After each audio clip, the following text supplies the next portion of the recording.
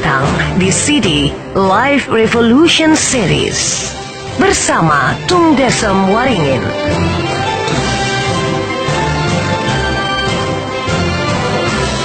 Pelatih sukses nomor 1 di Indonesia versi majalah marketing. Pembicara terbaik di Indonesia versi majalah marketing. The most powerful people and ideas in business in Indonesia versi majalah SWA.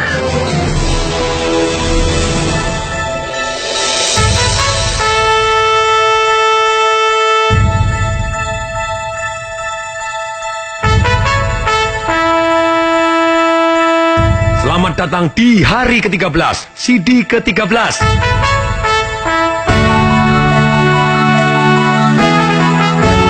My lucky number, haha. Keterampilan berpikir menuju hasil yang dahsyat.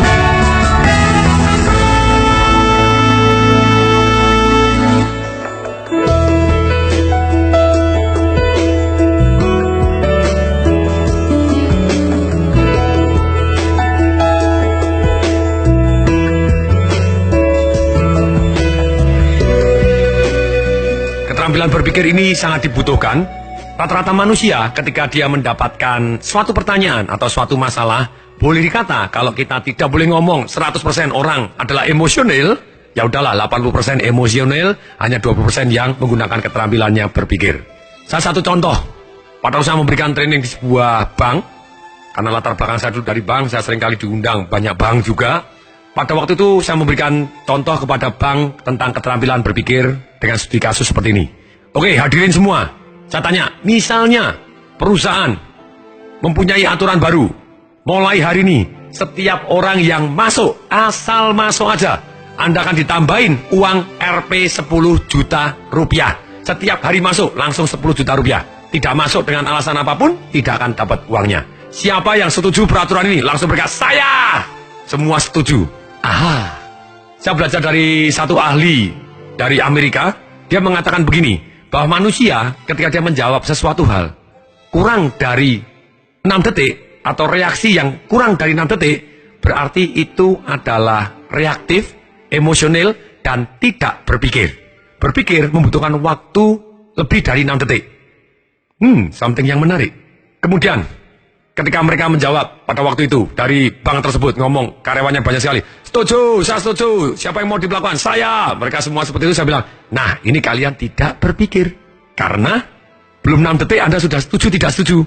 Inilah yang menyedihkan, karena dari sekolah, dari SD, SMP sampai SMA, TK sampai universitas, S1, S2, S3, tidak pernah diajarin berpikir. Seninya berpikir bagaimana, kapan perlu berpikir bagaimana. Hasilnya jarang sekali yang berpikir. Loh Pak, itu kan ada pelajaran logika. No, logika itu bukan semuanya dari berpikir. Logika hanya dari sepersekian. Kalau tidak boleh ngomong 1/10, ya sudahlah 1/8 dari kemampuan berpikir itu adalah logika. Karena masih banyak lagi seni ilmu berpikir yang harus kita pelajarin. Saya memberi contoh salah satu seni, bahwa seni berpikir itu adalah mempertimbangkan efek positif dan efek negatifnya. Kemudian kita angket. Mari kita pertimbangkan usulan 1 hari mendapat 10 juta cash keras. Jadi total 1 bulan kalau per harinya 10 juta, kalau 25 hari kerja ya 250 juta. Saya tanya, apa efek positifnya dari kalau per hari dapat tambahan insentif Rp 10 juta? Kemudian mereka ngomong, wah positifnya Pak, saya akan selalu semangat Pak. Positifnya Pak, saya akan jadi kaya Pak. Wah, sekolah anak saya bisa ke luar negeri Pak. Oh, mobil saya ganti Pak. Rumah saya tambah besar Pak. Kemudian ada yang nyeletuk, istri saya tambah Pak. Wah, kalau yang ini masuk yang negatif, saya bilang begitu. Oke, sekarang apa lagi yang positif? Yang positif, saya akan masuk ke kantor dengan tersenyum terus Pak. Oke. Apalagi yang positif? Tidak akan pernah bolos Pak. Mau tabrakan, mau masuk ICU Pak, istilah pokoknya masuk kantor, karena 1 hari dapat 10 juta begitu ya. Very good. Apalagi yang positif? Terus digali yang positif. Kemudian, oke, mari kita lihat resikonya, ataupun hal-hal yang negatif. Sengsaranya, kalau 1 hari dapat tambahan 10 juta rupiah, kira-kira apa? Kemudian mereka mikir, mungkin kerjanya jadi loyo Pak. Loh, tadi kok semangat sekarang mau bisa bilang loyo? Iya Pak, karena kan semua asal masuk tidak berprestasi dapat 10 juta. Ya mungkin jadi kerjanya asal-asalan saja. Bisa jadi. Apalagi kemungkinan negatifnya? Kalau perusahaan memberi Anda satu hari tambahan 10 juta rupiah, bisa jadi perusahaannya bangkrut. Kalau bangkrut apa yang jadi? Dikeluarkan, Pak. Kalau dikeluarkan gimana? Tidak punya kerjaan. Oke. Kemudian saya tanya lagi, apalagi yang kemungkinannya negatif? Tadi Pak, mungkin jadi kena aid karena ngawur Pak kemana-mana gitu ya, karena punya duit. Oke, apalagi kemungkinan negatifnya? Saya tanya, kalau misalnya perusahaan kuat, bayar Anda satu hari 10 juta, tidak bangkrut dia, ada nggak kemungkinan negatif? Ada Pak. Apa? Bisa jadi mendadak saingannya banyak Pak. Banyak orang yang mau masuk ke perusahaan ini, akibatnya orang-orang yang tadinya bukan lawan kita karena dia jauh lebih pintar, lebih hebat, mau mendudukin posisi seperti kita, dengan gaji yang kita terima, karena itu sudah lebih besar dibanding perusahaan yang lama. Akibatnya kita kalah bersaing Pak, kita juga dikeluarkan. Something to think about. Sekarang, saya tanya, dengan kapasitas perusahaan ini, dengan total karyawan kamu sekian, kalau dinaikkan satu hari tambahin 10 juta, berarti tambah, dihitung aja, berarti total karyawan dikali semua, kira-kira perusahaanmu mampu nggak? Wah, ya nggak mampu Pak. Oke, sekarang dengan kondisi perusahaanmu yang hari ini, sekarang saya tanya, siapa yang setuju kira-kira satu hari Anda dapat tambahan 10 juta per harinya? Siapa yang setuju? Yang angkat tangan habis. Saya bilang, yang benar. Jadi kalau angket tertutup, saya yakin sebetulnya betul sekali. Kalau angketnya tertutup, itu biasanya masih ada 20-30% orang yang ngeyel. Mana urus, pokoknya satu hari saya dapat tambahan 10 juta terlebih dahulu. Bangkrut, saya nanti akan cari kerjaan yang lain. Tetap ada orang yang tidak mau berpikir jangka panjang gitu ya. Hanya nikmat jangka pendek, sengsara jangka panjang, emangnya gue pikirin. Orang lain rugi, emangnya gue pikirin, pokoknya dia menang. Itu salah satu yang cara berpikir yang buruk. Hanya cari nikmat jangka pendek saja. Nah, itu adalah seni berpikir. Sekarang seni berpikir, salah satu bapak berpikir dunia yang saya sangat-sangat salut, yaitu adalah Edward de Bono. Anda boleh pelajarin buku-bukunya sangat fantastis. Salah satunya dia mengajarkan 6 topi berpikir. Kalau saya pribadi saya tambahin 2 topi lagi, ini hasil kembangannya jadi 8 topi berpikir. Oke, mari kita bahas. Tapi Anda kalau ingin ingat, tolong ikut dibayangkan. Ada 8 topi. Ikuti saya, katakan, ada berapa? 8. Oke. Topi pertama dan kedua, tolong sekarang bayangkan topi yang pertama dulu. Topi putih, Anda bayangkan di atas topi Anda, di kepala Anda ada topi yang putih. Topi seperti topi pesulap besar tinggi yang putih, begitu ya. Itu topi yang putih. Topi yang putih, Anda bayangkan kalau ada orang di depan Anda, depan orang Anda ada topi putihnya juga di kepalanya dia. Topi putih itu adalah topi kita cara berpikir mencari fakta. Fakta itu adalah angka, buktinya, kenyataannya. Jadi kalau ada orang bilang, aku mungkin aku merasa kelihatannya menurut saya, nah itu pasti bukan fakta itu ya, itu menurut itu pasti bisa jadi opini gitu ya, bisa jadi perasaan atau emosi atau belum ada faktanya. Jadi kalau topi putih berarti kita harus cari faktanya, angkanya, buktinya, sekali lagi kenyataannya. Kemudian topi kedua, copot topi putih Anda, bayangkan tangan Anda seperti bergerak nyopot topi, semua terlibat, copot topinya, set. Sekarang Anda ambil topi merah, topi yang gede seperti topi pesulap, topi merah, warnanya apa? Merah. Bayangkan Anda pakai topi merah, bayangkan orang di depan Anda juga pakai topi merah, orang di kanan kiri Anda semuanya pakai topi merah. Merah adalah emosi. Caranya mengingat bagaimana? Merah, marah, misalnya gitu. Walaupun emosi belum tentu marah, tapi kita mengingat dengan merah, marah berarti emosi. Emosi menurut perasaan saya, intuisi saya, rasa-rasanya. Walaupun datanya begini kok saya merasa tidak nyamannya. Walaupun datanya belum cukup kok saya merasa percaya diri ya, confident terhadap ini. Boleh, itu juga kita entertain. Karena intuisi bisa jadi juga sangat membantu kita dalam ambil keputusan. Kemudian, ini topi merah, ini berdasarkan perasaan, berdasarkan intuisi kita. Tidak berdasarkan logika sama sekali, kadang kita tidak bisa menjelaskan. Tidak tahu kenapa ya, tapi kok saya merasa, silakan. Merasa optimis atau merasa pesimis, silakan, apapun. Oke, sekarang mari kita copot. Bayangkan topi merahnya Anda copot dengan tangan gerakan. Anda ikutin saya, gerakan tangannya dicopot, topinya merah dicopot. Ambil topi berikutnya, yaitu topi yang warnanya kuning. Oke, ambil topi kuning, pasang topi kuning. Bayangkan orang-orang sekeliling Anda pakai topi kuning, yang besar seperti topi pesulap, tinggi, topinya warnanya kuning. Warnanya apa? Sebutkan. Kuning. Oke, dengan Anda menyebutkan, Anda akan jauh lebih ingat. Dengan Anda melakukan gerakan, Anda membayangkan, Anda akan jauh lebih ingat. Topi kuning, ini kita memikirkan satu dari sudut manfaat. Bayangan apa kuning? Kuning adalah buah yang sudah menguning. Jadi manis bermanfaat. Ini buah kuning bermanfaat. Bayangkan buah kuning. Jadi kuning adalah manfaat. Kita cari apa positifnya. Misalnya terhadap satu ide ataupun satu pertanyaan atau satu tantangan kita tanya, apa positifnya ini? Apa manfaatnya? Kalau berhasil nikmatnya apa? Manfaatnya apa? Nah, selalu tanya seperti ini karena ini topi kuning. Topi kuning adalah manfaat. Jadi kita akan selalu fokus kepada hal-hal yang positif. Nikmatnya kalau ide ini jalan. Ataupun peristiwa ini, apa yang dari peristiwa ini yang bisa kita manfaatkan. Kita topi kuning. Ini seni berpikir pakai topi kuning. Kemudian, ambil pakai tangan kanan Anda, tolong turunkan topi kuning Anda, bayangkan semua dan lakukan gerakannya. Kemudian ambil topi berikutnya, topi hitam. Oke, semua pakai topi hitam. Bayangkan topinya tinggi, topi hitam, topi tinggal topi sulap hitam, atau Anda bisa bayangkan topi sarjana hitam. Kemudian hitam ini seperti jenggotnya Judge Boy. Kalau Anda pernah nonton film Judge Boy, itu adalah hakim gitu ya. Hakim di Cina yang sangat-sangat strict, dia sangat kritis. Nah, topi hitam ini, bayangkan topi sarjana kritis. Nah, kalau kritis berarti dia cari negatifnya. Resikonya apa? Kalau tidak berhasil, kemungkinan buruknya apa yang terjadi? Negatifnya apa dari ide ini? Jadi ini kita memikir dalam satu posisi yang negatif dari resiko, dari sisi sengsaranya yang mungkin terjadi. Supaya kita siap. Bukan hanya optimis kosong belaka, tapi kita juga siap dengan kemungkinan-kemungkinan yang paling buruk pun. Kemudian, hanya saja topi ini tidak boleh diakhiri dengan cara berpikirnya terus. Menurut saya tidak boleh diakhiri terus negatif terus, tidak.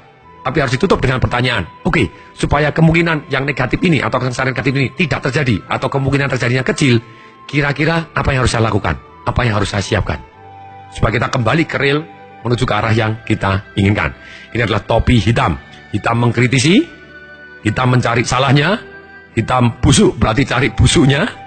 Tapi kemudian ditutup supaya kemungkinan busuknya mengurang, supaya kemungkinan negatifnya terjadi mengecil. Apa yang harus kita lakukan? Supaya kemungkinan berhasilnya besar, apa yang harus kita siapkan. Saya minta bantuan kepada siapa, sumber daya apa yang saya butuhkan. Dengan demikian kita akan jadi kembali ke hal yang positif. Kemudian kita lepas pakai topi yang hitam ini, kita turunkan, topi hitam kita turunkan. Sekarang kita pasang topi yang hijau, semua. Oke, pasang topi hijau yang topi besar. Bayangkan semua sekeliling Anda juga topi besar hijau. Dan bayangkan Anda dengan gerakan pakai topi hijaunya di kepala Anda, seperti topi pesulap hijau. Hijau adalah seperti tanaman yang masih hijau atau orang yang masih hijau. Dia akan tumbuh seperti tanaman. Kalau tanaman tumbuh, dia akan bercabang. Dia akan mencari alternatif. Oke, topi hijau, dia masih tumbuh. Tumbuh berarti dia berkembang. Berkembang berarti cari alternatif. Ini cara berpikirnya. Jadi kalau kita berpikir, oke sekarang kita pakai topi hijau, berarti kita akan harus tanya, oke, alternatifnya apa terlebih dahulu? Alternatifnya apa? Cara lain apa? Kita berpikir ke samping yang dikatakan oleh Edward de Bono, lateral thinking, menyamping. Tidak perlu dilogis sistematis. Kita hanya fokus kepada alternatif. Alternatif ke samping. Tidak perlu kalau kita sedang ngomong hijau, ada orang, wah itu tidak mungkin. Mana urus, jangan ngomong tidak mungkin dulu. Kita hanya alternatif. Semakin gila semakin bagus. Itu adalah topi hijau. Jadi membuka kemungkinan-kemungkinan yang lain. Caranya bagaimana membuka kemungkinan yang lain? Banyak jurus untuk membuka yang lain. Misalnya Anda mau menghadapi sebuah masalah. Misalnya pada waktu Edward de Bono mendapat tantangan untuk memecahkan. Ada satu perusahaan yang liftnya kuno, lambat luar biasa. Kalau diganti butuh biaya yang sangat-sangat besar. Terus kemudian dia minta konsultasi gimana? Tolong, ini gantinya gimana? Memecahkan masalah lift ini. Karena semuanya merasa lama. Edward de Bono langsung berpikir kebalikannya. Kenapa harus diganti? Apa harus diganti? Dia berpikir ke samping. Apa harus diganti? Kalau tidak diganti, kalau orangnya disuruh merasa cepat, orang merasa lambat kalau disuruh merasa cepat. Mungkin aja. Kemudian apa yang dilakukan? Ditempellah kaca di depan liftnya, di dalam liftnya. Akibatnya ketika orang menunggu, dia nonton kakinya sendiri, nonton wajahnya sendiri. Ternyata secara statistik, ketika dites, ternyata mereka merasa bahwa masa tunggunya jauh lebih cepat. Menarik, jadi liftnya tidak perlu dipercepat, tapi orangnya yang dibuat merasa lebih cepat. Kemudian menyamping, seperti ada kisah klasik tentang satu direktur pabrik permen coklat di Swiss sana, yang sekian minggu tidak pulang rumah, sudah lebih dari 2 minggu setiap hari di sana, sampai malam sekali pulang rumah sih, tapi pulang rumahnya pagi gitu ya, jam 2, jam 3. Ada tukang sapunya nyapu, Pak, berapa hari saya lihat Anda stres luar biasa kelihatannya. Apa sih Pak problemnya? Kalau boleh, saya tahu. Ini loh, saya disuruh membuat permen coklat yang baru. Tapi semua sudah ada. Coklat rasa lemon sudah ada, coklat rasa stroberi sudah ada, coklat yang dalamnya dikasih alkohol, sprawling ada, dikasih mint ada, atasnya dibuat begini ada, dikasih kacang almond ada, dikasih apa-apa ada. Apa ya yang bisa ada ide yang betul-betul membuat baru? Tukang sapunya sambil nyapu keluar ngomong, kenapa enggak coklatnya dibuat putih aja Pak? Ini berpikir menyamping. Keluar dari zonanya, keluar dari kegilaannya. Coklat ini coklat dibuat putih. Sejak saat itu kemudian akhirnya bisa disari, coklatnya warnanya dikeluarkan jadi putih. Keluar coklat yang warnanya putih. It's amazing. Sangat amazing. Itu pakai hijau, alternatifnya apa? Ketika Edward de Bono juga diminta konsultasi untuk perusahaan minyak ngebor. Bagaimana supaya bisa meningkatkan produktivitas? Dia bilang, kenapa harus vertikal ngebornya? Bor aja horizontal. Pada waktu dia diketawain, orang gila, ngebor itu tidak bisa miring, ngebor ya ke dalam gitu ya. Tapi hari ini, sudah ketemu teknologinya, ketika dibor turun ke bawah, dibor ke samping, hasilnya minyaknya jauh lebih banyak dibanding dengan dibor vertikal ke bawah saja. Jadi berpikir ke samping, cari alternatifnya terlebih dahulu. Tidak perlu dirasional. Itu cara berpikir topi hijau. Topi apa? Topi hijau. Oke, sekarang tolong tangan kanan ambil topi Anda, seolah-olah bayangkan tangan kanan gerak, ambil topinya, taruh dulu. Kemudian Anda ambil topi berikutnya, yaitu topi warna biru. Tempel ke biru, plak ke atas. Oke, topi warna apa? Biru. Lihat wajah orang lain yang di depan Anda, sekeliling Anda, atau diri Anda, bayangkan yang semuanya pakai topi warna biru. Topi warna apa? Sebutkan. Biru. Biru adalah berpikir untuk berpikir. Ini 6 jurus original dari Edward de Bono. Maksudnya apa? Berpikir untuk berpikir. Maksudnya begini, pada waktu kita mau memimpin rapat atau menghadapi masalah, kita mendesain terlebih dahulu, kita akan berpikir dengan cara apa terlebih dahulu. Jadi biru itu adalah untuk supaya kita sepakat. Oke, teman-teman, sekarang kita akan berpikir dengan putih terlebih dahulu. Faktanya apa? Misalnya begitu. Setelah putih faktanya apa? Kemudian kita akan berpikir pakai hijau. Dengan hijau kita akan keluar segala macam alternatif untuk menyelesaikan masalah ini. Kemudian setelah hijau, masing-masing dari usulan dari alternatif hijau, pada waktu hijau tidak boleh dihakimi, tapi kita akan samping terus. Kemudian setelah hijau, kita akan ngomong topi kuning. Ini urut-urutannya. Putih dulu, hijau, terus kuning. Manfaatnya apa semua ide. Terus kemudian hitam. Berarti risikonya apa semua ide dan bagaimana membuat risikonya lebih kecil. Semua ide-ide yang dari hijau tadi dihakimi dengan kuning dan hitam. Kemudian selesai, setelah disimpulkan, kemudian kita masuk ke topi merah. Kita rasakan. Rasakan. Intuisi kita gimana? Fokus positif, kita akan lanjut. Kalau negatif, kita akan cari hijau lagi. Misalnya gitu. Itu topi biru, menentukan struktur berpikirnya. Supaya semua orang sepakat. Kemudian berikutnya, topi yang ketujuh. Ini adalah topi yang warnanya abu-abu. Oke, sekarang copot semua topi yang biru, semuanya letakkan topi biru, ambil topi warnanya abu-abu. Abu-abu adalah warna yang netral, abu-abu hanya menggambarkan. Kembali lagi, abu-abu adalah netral, berarti dia menggambarkan situasi saja. Abu-abu berarti warnanya adalah warna netral, semua bisa jadi abu-abu. Abu-abu netral ini tidak putih, tidak hitam, tidak merah, tidak kuning, tapi abu-abu. Nah, abu-abu berarti Anda menggambarkan situasi. Contohnya apa? Contohnya seperti ini. Pada waktu misalnya pesawat terbang ditunda, mereka akan mempunyai berita. Beritanya adalah berita abu-abu, yaitu secukupnya aja. Dia hanya menggambarkan. Dia tidak menjelaskan dengan detail, dia tidak menjelaskan dengan resiko, dia tidak menjelaskan dengan faktanya, dia tidak menambahin emosi, gitu ya. Jadi misalnya, pesawat ditunda karena alasan teknis. Selesai, cuma gambaran aja, abu-abu. Seringkali kita harus berpikir dengan cara abu-abu dan menyampaikan pikiran kita dengan cara abu-abu. Kalau Anda sampaikan dengan faktanya, Anda ngomong, faktanya, ternyata pesawat kita jet sebelah kanannya agak terganggu. Terganggunya di sini, tersumbat pembuluhnya, sehingga kekuatannya turun dari 200, misalnya ngawur aja katanya, misalnya 250.000 PK, sekarang tinggal jadi cuman 75.000 PK. Dengan kekuatan ini, Anda cerita data gitu, orang jadi takut. Apalagi kalau Anda pakai emosi. Mohon maaf pesawat ditunda, karena saya merasa pesawat ini bisa jatuh sewaktu-waktu. Waduh, dengan pengumuman seperti itu orang jadi takut total gitu ya. Ada masanya kita pakai topi abu-abu dan kita sampaikan secara abu-abu. Selesai kita maju lagi gitu ya. Biasanya untuk menggambarkan suatu hal yang tidak perlu terlalu detail, tidak ada alternatifnya. Selesai, perbaikin aja. Kemudian ini topi abu-abu digunakan pada waktu memang tidak untuk dibicarakan secara detail. Nah sekarang taruh topi abu-abu Anda. Semuanya taruh topi abu-abu. Ambil topi Anda yang baru, yaitu topi polkadot. Warnanya bulat-bulat, merah, kuning, hijau, bulat-bulat seperti topi badut. Bayangkan topi Anda seperti topi badut, topi yang terakhir topi badut, polkadot, di atasnya ada war-warnya juga. Silakan bayangkan secara kreatif apapun topi badut Anda yang warnanya polkadot. Ini topi ke-8. Nah, topi polkadot ini adalah cara berpikir dengan humor. Seringkali kalau kita berpikir dengan biru, oke, kita menentukan berpikir dulu. Kelihatannya terlalu serius, kenapa tidak kita pakai topi polkadot dulu? Oke, semua pakai topi polkadot. Anda boleh cerita humor masing-masing biar rileks lebih dahulu. Atau saya akan cerita humor dulu, atau kita tanggapin dengan humor terlebih dahulu. Kalau kita mempunyai kemampuan untuk menanggapi secara humor, kita mendadak jadi lebih rileks. Jadi kalau kita rileks, kemampuan kita memecahkan masalah jauh lebih kreatif. Jadi tidak tegang, tapi menjadi lebih rileks. Kapan kita perlu menggunakan topi berpikir yang polkadot ini, yang penuh humor? Kalau sesuatu hal yang sudah terjadi, tidak bisa kita obatin dan kondisinya terlalu tegang, oke, mari kita tanggapin apa yang lucu dari kejadian ini. Atau kira-kira ada cerita lucu nggak tentang hal ini? Kalau tidak ada cerita lucu tentang hal ini, kira-kira ada yang lain nggak cerita apapun yang lucu, supaya mendadak jadi rileks terlebih dahulu. Kita tanggapi dengan humor. Kadang kalau kita tanggapi dengan emosi, dengan perasaan, kita bisa sakit hati. Karena itu sudah terjadi. Ini penting sekali, cara-cara berpikir seperti ini. Misalnya ada orang menghina, masih ingat? Kalau kita bayangkan dan kita katakan, orang gila, tidak usah dilawan. Ini ada cara berpikir humor.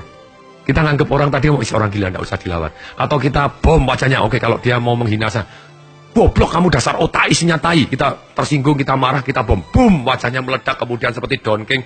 Kemudian telinganya seperti gajah besar, seperti bona. Hidungnya seperti Pinocchio, kemudian wajahnya gosong-gosong, kemudian suaranya seperti Mickey Mouse, dasar koplok, otak isinya tai. Mendadak kita jadi ketawa. Ini, jadi kalau kita, kalau saya dalam kondisi emosi, saya akan humor dulu, jadi akan saya lebih tenang dan lebih rileks. Akibatnya saya jauh lebih tepat dalam mengambil keputusan. Setelah itu, oke, saya akan cari faktanya terlebih dahulu, putih, dan kemudian saya akan cari hijaunya alternatif, atau silakan, Anda akan menentukan. Tapi itulah, jadi seni berpikir ini penting. Ketika kita mengalami masalah apapun, Anda mulai tahu, Anda pakai topi apa. Ketika Anda mulai kurang dari 6 detik langsung jawab ataupun bereaksi atau marah, itu berarti topi merah gitu ya. Topi merah yang emosi, yang marah gitu dari sudut emosi Anda. Apakah itu paling tepat? Belum tentu. Ada satu perusahaan Jepang yang menggunakan sistem berpikir ini dalam kondisi rapatnya dia. Kita diajari oleh Edward de Bono. Ternyata hasilnya luar biasa, perusahaan ini bisa menjadi perusahaan yang paling besar di dunia hanya dalam waktu 10 tahun. Nah, sampailah sekarang kita ke tugas. Tugas untuk berpikir. Silakan, Anda punya ide apa untuk ke depan, apapun idenya, ataupun yang Anda punya masalah apapun yang Anda punya sekarang, tantangan apapun. Kemudian please, sekarang kita mulai tentukan dengan topi biru terlebih dahulu. Dengan topi biru, Anda mendesain sendiri. Jadi, selesai mendengarkan CD ini, keluarkan buku sukses Anda tulis tantangan yang pernah ada di dalam hidup Anda, atau ide yang selama ini belum Anda kerjakan. Langsung pakai topi biru, Anda tulis biru, berarti saya mendesain cara berpikirnya. Saya akan merah dulu Pak. Boleh, merah berarti Anda perasaan saya kok tidak enak, apapun. Saya kasih contoh langsung deh, misalnya, punya ide bagaimana kalau kita, sekarang mulai start berbisnis saja. Oke, kemudian, dari topi biru, kita akan berpikir dengan hijau terlebih dahulu. Setelah hijau, kemudian kita akan berpikir dengan putih. Setelah putih, kemudian kita akan berpikir dengan kuning. Setelah kuning, kemudian hitam. Setelah hitam, kemudian kita akan kembali ke merah. Misalnya seperti itu. Oke, pada waktu kita hijau, bisnis. Apa sih alternatifnya bisnis? Yes, alternatif pertama langsung keluar aja. Nggak usah kerja. Alternatif kedua apa? Nggak usah berbisnis. Boleh dong. Yang namanya alternatif boleh aja. Nggak usah berbisnis sama sekali. Sekalian langsung dibalik total. Yang ketiga, bisnis boleh. Tapi kalau kita sudah mempunyai uang sekian, kita baru bisnis sendiri. Oke, satu alternatif lagi. Berikutnya, alternatifnya apa lagi? Bisnis. Gini aja deh. Saya nggak harus keluar. Saya bisa menjadi partner dari bos saya. Jadi lama-lama ketika saya besar atau bos saya besar, saya akan mengajukan minta bos saya jadi partner dalam bidang-bidang yang saya ahli. Bisa juga. Atau sekarang saya injak 2 kapal dulu, saya buka bisnis tapi saya tetap masih kerja. Oke, itu alternatif. Kemudian alternatifnya bisnis apa? Apa aja bisnisnya? Banyak sekali, silakan. Bisnis A, B, C, D, E, F, G. Jadi Anda buka kemungkinan-kemungkinan bisnisnya yang lain semua. Kemudian kita tadi setelah berpikir alternatif, kita berpikir putih. Putih adalah faktanya, kemudian angkanya. Angkanya saya punya duit berapa, saya punya modal apa, saya punya keterampilan apa, saya punya teman bagaimana, bos saya mau tidak untuk diajak, itu faktanya. Walaupun tetap masih bisa dipengaruhi kemudian hari. Terus kemudian apapun, angka-angka, bukti-bukti, bisnis ini terbukti kemungkinan berhasilnya berapa besar, Kalau franchise, yes, sekitar mungkin 90% berhasil.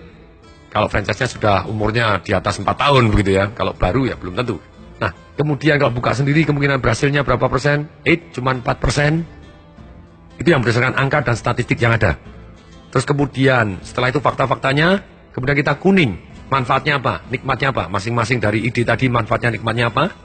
Kemudian berikutnya, yang hitam, berarti risikonya apa? Berapa besar? Kemungkinan terjadinya bagaimana? Dan bagaimana supaya kemungkinan tadi kecil risikonya, melainkan jadi besar kemungkinan berhasilnya? Apa yang harus dilakukan? Minta bantuan siapa? Dengan hitam. Terus kemudian setelah hitam, kita masuk ke topi merah. Gimana perasaannya setelah kesimpulannya? Misalnya kesimpulannya apapun. Yes, saya mau bisnis, saya mau tidak bisnis. Gimana perasaan Anda? Intuisinya gimana? Oh, saya tenang kok. Saya boleh maju dengan cara seperti ini. Boleh kok. Kenapa tidak? Begitu ya. Silakan, Anda bisa ambil keputusan dengan cara seperti ini. Jadi itulah PR-nya. Anda ambil satu ide, kemudian Anda pertimbangkan dengan segala jurus yang sudah Anda belajar tadi. Lakukan sekarang juga. Buka buku sukses Anda. Tulis ide Anda atau masalah Anda. Buat cara berpikirnya. Dan boleh juga Anda gunakan, gambarkan saja dengan topi abu-abu ataupun pakai topi polkadot yang sisi humornya disembunyikan sehingga Anda merasa sedikit lebih rileks dan Anda bisa berpikir jauh lebih tajam. Kerjakan PR-nya. Sampai jumpa di CD berikutnya. Pasti bermanfaat. Saya Tong Desemaringin mengucapkan salam dahsyat.